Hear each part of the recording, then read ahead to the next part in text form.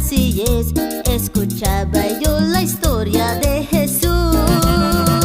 y recuerdo sin cesar que su luz guió mis pies con los nítidos fulgores de la cruz. Cuán feliz soy aún cuando leo ese libro especial, porque puedo recordar las delicias de mi hogar y del tierno y dulce canto maternal.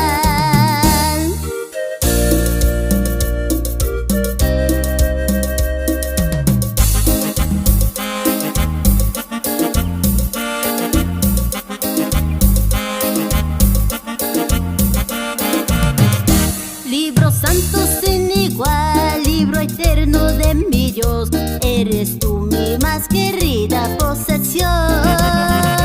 pues el labio maternal con aquella dulce voz me hizo hallar en ti